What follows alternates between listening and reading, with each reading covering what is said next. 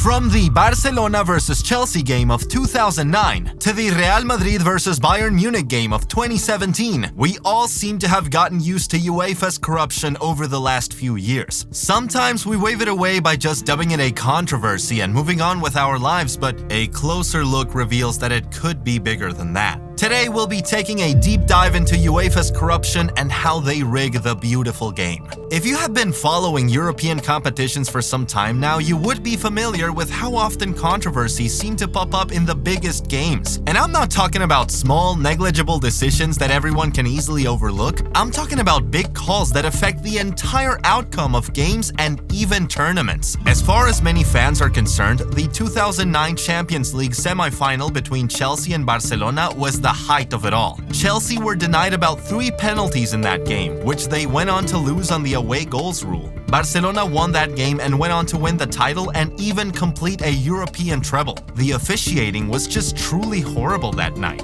And after the game, Drogba looked straight at the camera and said it was a disgrace. He wasn't wrong. It really was a disgrace. And what's funny is that even Barcelona themselves were not spared the shambolic officiating that night, as they themselves saw a man wrongfully sent off in the second half. In 2011, it was Arsenal who were on the receiving end of a wrongful sending off after Robin van Persie was shown a second yellow for taking a shot just a second after the whistle went in the round of 16 Champions League game against Barcelona. And of course, we all remember the infamous quarter-final fixture between Real Madrid and Bayern Munich in 2017 when the German giants were robbed with the whole world watching. In the second leg of that tie, Arturo Vidal was sent off for a very clean tackle, and Real Madrid scored 2 goals from offside positions. The referee let those goals stand, and Real Madrid went on to win the tie and the trophy. The corruption in that game was so bad that years later, in an interview, Marcelo himself admitted that he knew that Ronaldo was offside when he passed the ball to him for the goal. And the way he laughed, it felt like he knew they were absolutely untouchable.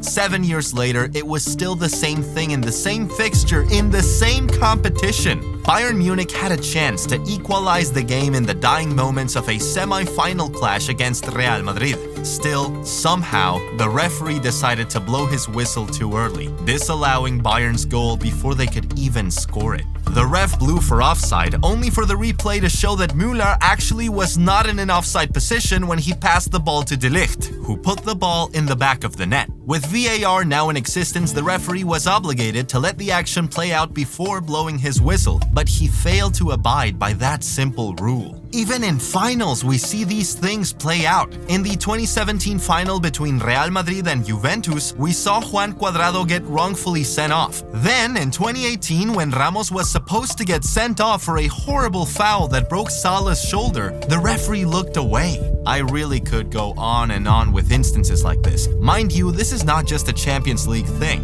It's something we tend to see in UEFA competitions in general. Do you guys remember when Spain defeated Croatia in Euro 2012 thanks to a lone goal that should have been disallowed for the offside? It is just a UEFA thing. And should we really be surprised when the former UEFA president Michel Platini, along with the FIFA president at the time Sepp Blatter, were found guilty of being involved in the same corruption scheme? Should we really be surprised? I mean, all that corruption was always going to reflect on the pitch one way or another. Platini was accused of receiving a payment of about $2 million from Blatter, which had nothing to do with FIFA or UEFA, and that led to both men being investigated by an independent FIFA committee in September 2015. They were eventually found guilty of ethics violations in 2016, and for that, they were barred from all football-related activity for 7 years. For them to be barred from the sport for 7 whole years, you know the level of corruption they were involved in was really insane.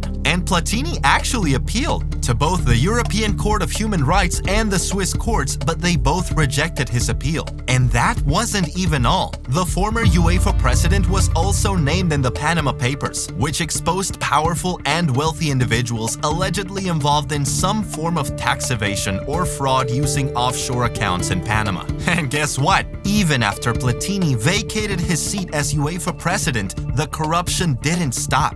You see, after Gianni Infantino left his position as secretary Secretary General of UEFA to become FIFA president, the offices of UEFA were searched by Swiss police. Apparently, while Infantino was UEFA Secretary General, he signed a TV deal with a company named Cross Trading, which had been accused of bribery by the FBI. So, you see, the corruption actually runs deep in the fabric of the organization. And it has been this way for years. All this corruption shows one thing. These men who are governing the beautiful game only care about one thing: money. And they will do anything to make that money, legal or illegal. It is because of money that they have expanded the Champions League so that more games can be played. It is because of money that the UEFA Nations League was founded. And it is also because of money that they keep ignoring the cries of players who are constantly complaining about the crazy fixture congestion. So who's to say that UEFA has not been fixing games over the years for financial gain? I mean, there were rumors that when Cristiano Ronaldo and Lionel Messi were playing in Spain,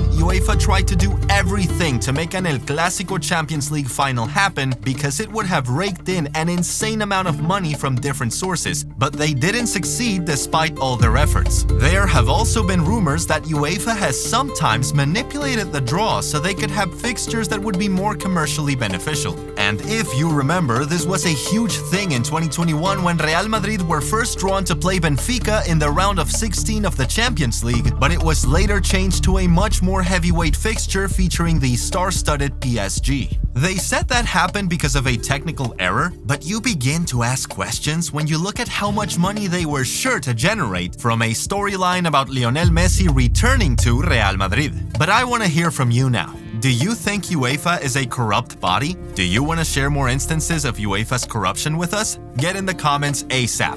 And if you're on UEFA's side and you somehow think they're innocent of all the accusations, feel free to make a case for them in the comments. But while you're there, make sure to like the video if you enjoyed it or found it informative, and subscribe to the channel if you want to see more content like this. Hello for Garnacho! Oh wow!